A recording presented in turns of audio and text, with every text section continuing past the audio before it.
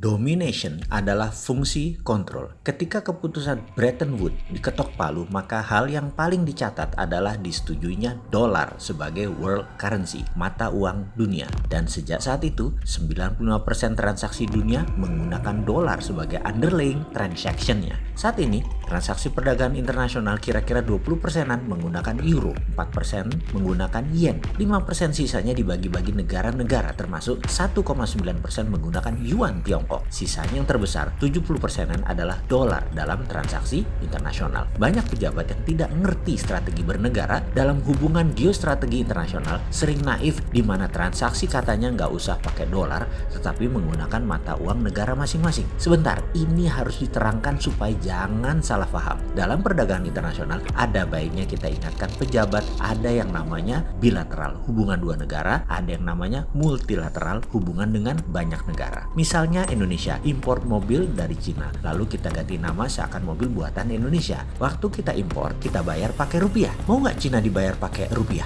Ya nggak mau, mending dibayar pakai yuan. Lalu Indonesia kan nggak punya yuan, cari di mana? Lalu cari di pasar atau di market. Kita ganti rupiah kita dengan yuan. Penerima rupiah tadi pegang rupiah buat apa? Buat beli barang dari Indonesia. Terlihat sederhana kan transaksi ini? Oke, kita lanjut. Ternyata dagang Cina dengan Indonesia, kita ambil angka dari langit, 20 Indonesia beli atau impor, 10 Indonesia jual atau ekspor, alias defisit dagang Indonesia dengan Cina. Dalam bahasa lainnya, tekor. Di mata Tiongkok, Indonesia mitra penting karena dagang dengan Indonesia menyenangkan. Cina, Tiongkok surplus. Bahasa lainnya tekor dibalik yaitu roket. Kalau Tiongkok surplus, maka nggak mau surplusnya memegang rupiah. Mending mereka pegang yuan atau mending pegang dolar. Mengapa dolar? Karena untuk transaksi dengan negara lain seperti dengan India, dengan Eropa, di mana Tiongkok akan beli barang maka dengan dolar lebih mudah. Apalagi negara Eropa dan Amerika di mana dolar diakui tertinggi.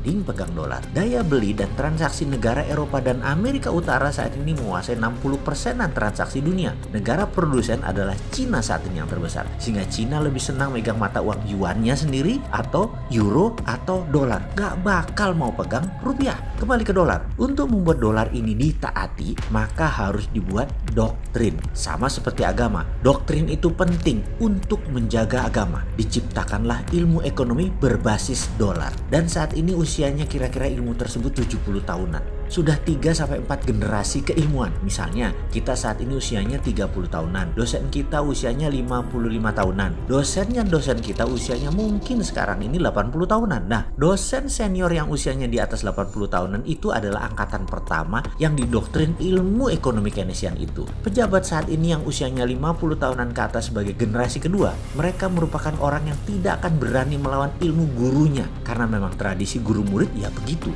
Kemudian, mereka yang usia 30 tahunan hingga yang lebih muda merupakan generasi ketiga yang mantap membenarkan ajaran agama Keynesian itu.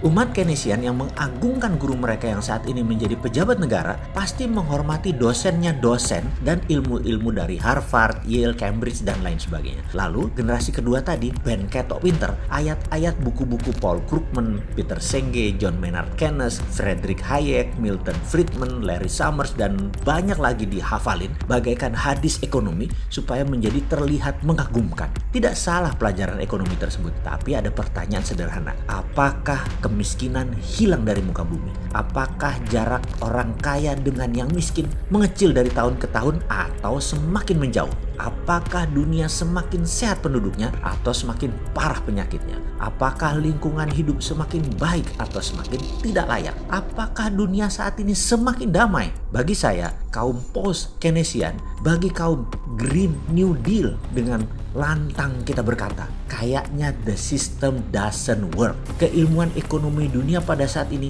tidak bekerja dengan benar. Maaf, kami meragukan pembawa pesan ekonomi tersebut atau economic messengers-nya. Kita ragukan pesannya. Ini ilmu kaleng-kaleng kali ya. Kok buktinya dunia begini?